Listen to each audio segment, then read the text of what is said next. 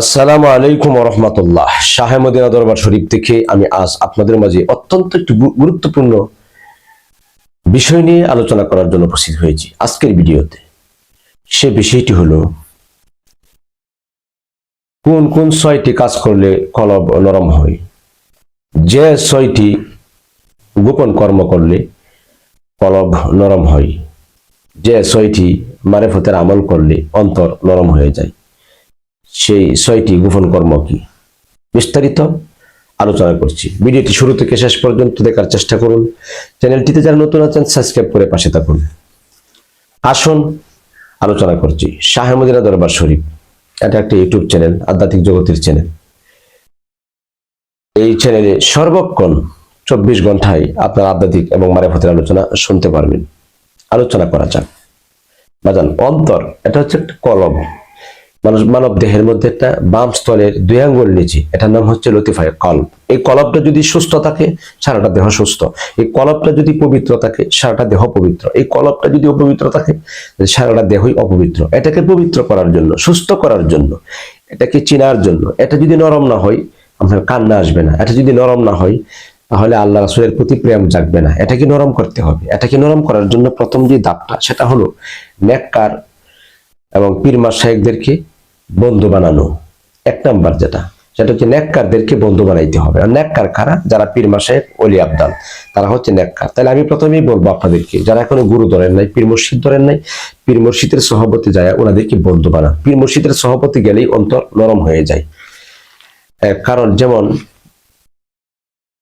একটা এক্সাম্পল, কারাপের সাথে চললে কিন্তু আপনার কারাপের অভ্যাস হয়। একটা নেককার মানুষের সাথে, পীর মাশায়েখের সাথে, ওলি আল্লাহর সাথে চললে মানুষটা আস্তে আস্তে এটার বাতাস লাগার কারণে, চুয়া লাগার কারণে সে ওলি আল্লাহর খাসলত অভ্যাস তার পরিণত হয়ে যায়।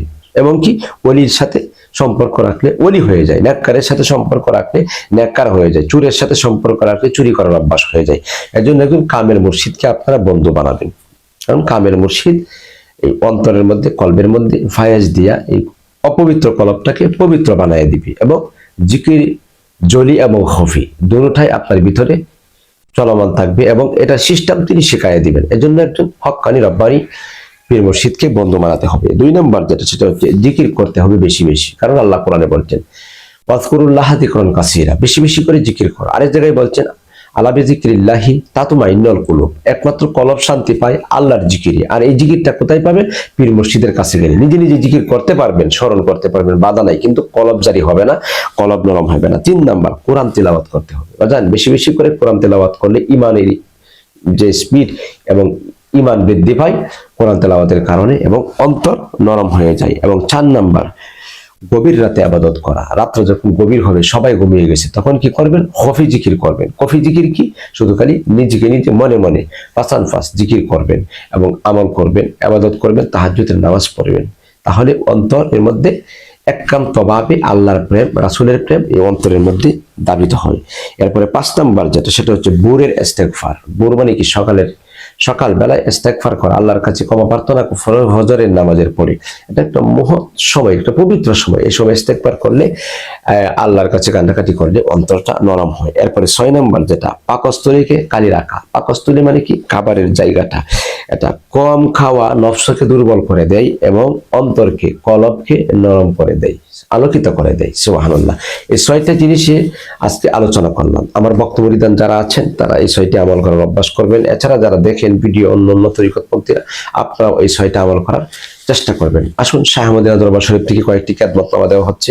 অ্যালার্জি, চুলকানি, আলসার, গ্যাস্ট্রিক এবং তীব্র মাথা ব্যথা, শিশু বাচ্চারা কান্নাকাটি করে, বাচ্চারা কথা শোনে না, বিভিন্ন ফাইলস, অর্শ, গ্যাস, হাঁপানি, এজমা, যত ধরনের রোগ আছে, গাছগাছরা ও বন বনানীর ঔষধ, গাছের গুণ আছে, গাছগাছালির ঔষধ সেবন করবেন। দরবার শরীফ থেকে দেওয়া হয় এবং যে কোনো রোগের তদবির করা হয়। প্রতি বৃহস্পতিবার দরবার শরীফে বসা হয়। যে কোনো রোগের তদবির কোরআনী চিকিৎসা দ্বারা এখানে করা হয়ে থাকে। আপনারা যারা এই আপনার এই বন বনানীর ঔষধে যারা বিশ্বাস করেন এবং যারা নিয়েছেন, অনেকে নিয়েছেন এই ওষুধগুলি, তারা উপকৃত হয়েছেন, কুরিয়ার নাম্বারে, আপনারা এই স্ক্রিনে দেওয়া নাম্বারে যোগাযোগ করবেন এবং সুন্দরবন কুরিয়ার সার্ভিসের মাধ্যমে আপনার ঠিকানা মতো ওষুধ পৌঁছে দেওয়া হয় আমার খাদেমের দ্বারা। সুপ্রিয় দর্শক, আগামী মুহররমের 16 তারিখ, জুলাই মাসের 2 তারিখ রোজ বৃহস্পতিবার শাহে মদিনা দরবার শরীফে পবিত্র আশুরা উপলক্ষে আহলে বাইতের স্মরণে এক তালিম ও হালকায় জিকিরের আয়োজন করা হয়েছে। বক্তা মুরিদান আসবেন, আপনি আসবেন, সকলকে দাওয়াত দিলাম ইনশাল্লাহ।